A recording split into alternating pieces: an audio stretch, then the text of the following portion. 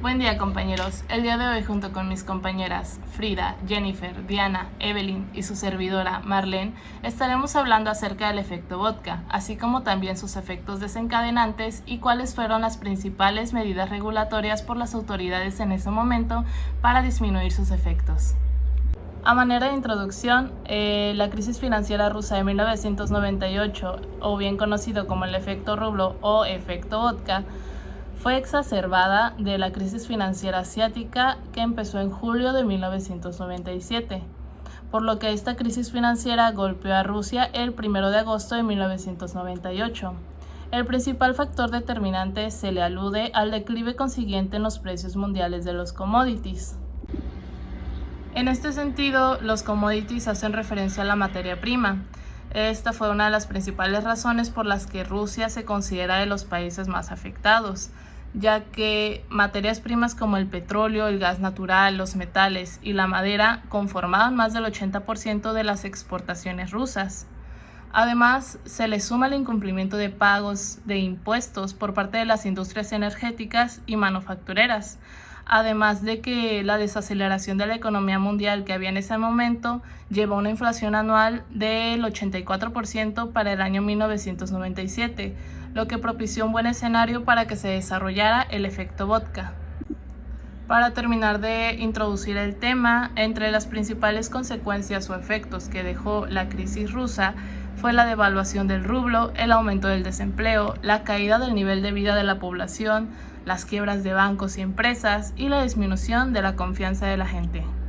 En lo que respecta a la regulación prudencial y supervisión bancaria, en base a nuestra investigación podemos decir que fue deficiente, esto por tres principales razones.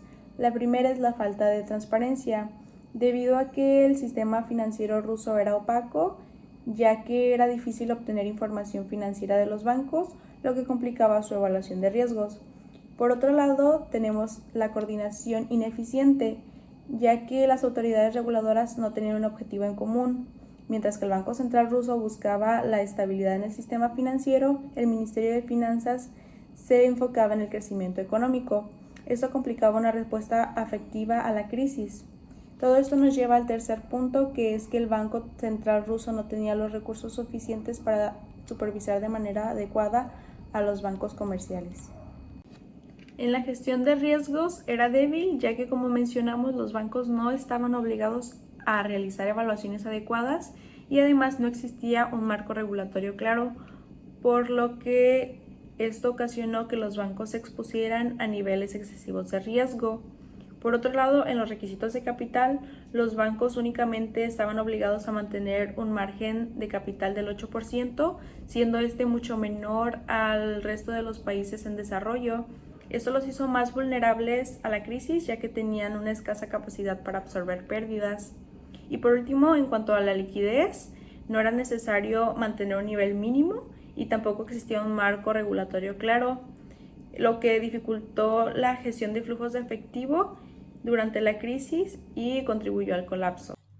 Como factores desencadenantes tras la crisis que se sufrió en Rusia, fue la exportación de petróleo, ya que representaba la mayor fuente de ingresos ante el fisco de este país.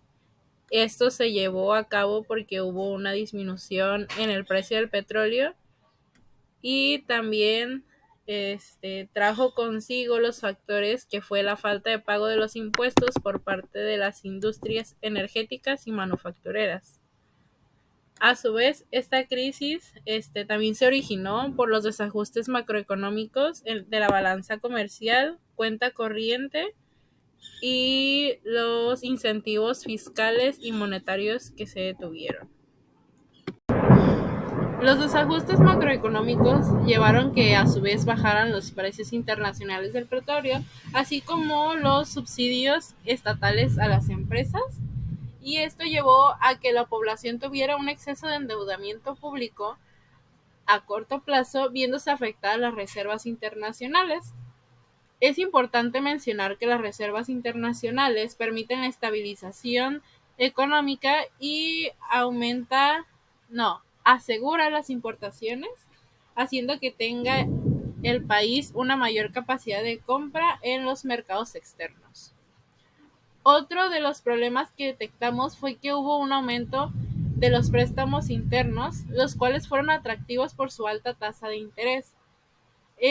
En junio de 1998, por decisión política, se aumentaron las tasas de interés a un 150%. Este aumento empeoró los pagos de la deuda interna, los cuales siguieron creciendo a lo largo de este tiempo. La alta tasa de interés hizo que bajara el consumo. Esto a su vez disminuyó la demanda agregada y la producción del país. A continuación les mostraré algunas de las respuestas que tomaron las diferentes autoridades regulatorias en el país para mantener la economía nacional durante la crisis. Como primera medida tenemos a la tasa de cambio. En este caso el Banco Central se comprometió a mantener la paridad entre el rublo y el dólar estadounidense en un monto entre el 5,3 y el 7,1 rublos por dólar. En caso de acceder a esta paridad, el Banco Central se comprometió a vender las reservas internacionales para mantener el valor de la moneda. Después tenemos como segunda medida la política monetaria, que más que nada se basa en las tasas de interés. En este caso, el gobierno del ministro de Energía, Sergei Kiriyenko, decidió que sería adecuado aumentar las tasas de interés y que en este caso él decidió incrementarlas hasta un 150%. Esto con el fin de darle un apoyo a la moneda nacional y para también hacer frente a la pérdida del capital que estaba sufriendo el país debido a la huida de los inversores ante la crisis. Como último, tenemos también a la medida que es de la suspensión de pago de la deuda externa del país. Esto lo decidió tanto el Banco Central como el gobierno de Kiriyenko y la suspensión duró por 90 días. En este caso también se incluía a las empresas nacionales que tenían que suspender los pagos de sus deudas. Esto lo hicieron con el fin de darle una reestructuración entera a la deuda del país. Después tenemos las últimas dos medidas, que básicamente la primera consiste en la solicitud de un apoyo al Fondo Monetario Internacional. En este caso, el Fondo Monetario Internacional le brindó un paquete de ayuda a Rusia con el cual podría financiar su administración y por ende podría reflotar aquellos sectores que se vieron afectados por la crisis y así poder reestructurar la economía nacional. Después tenemos la paridad del rublo y el dólar estadounidense. Esta básicamente va de la mano con la primera que comentaba, que es la tasa de cambio. Esta última puede ser tomada como una opción o una alternativa a la primera, en la cual se comenta que el país de exceder esta paridad tendría que vender sus reservas internacionales, y esta última menciona que por el contrario podrían comprar o adquirir reservas internacionales al igual que rublos para poder mantener la estabilidad de la moneda, y así el Banco Central no fallaría en la primera medida, que es mantener el rublo entre cierta cantidad de dinero para poder seguir manteniendo la fortaleza de la moneda. A manera de conclusión, podemos determinar que la principal causa del efecto vodka en 1998 fue que Rusia no contaba con la experiencia ni los recursos para poder enfrentarse ante una crisis. Esto debido a que acababa de salirse de la Unión Soviética, esto dejando a Rusia sin las herramientas necesarias para poder estar regulada de una manera adecuada. Aparte de esto, en 1997 acababa de concluir la crisis financiera asiática. Esto causó un impacto en Rusia en cuestión de la baja de precios en sus commodities, principalmente en el petróleo, el cual era su principal ingreso fiscal.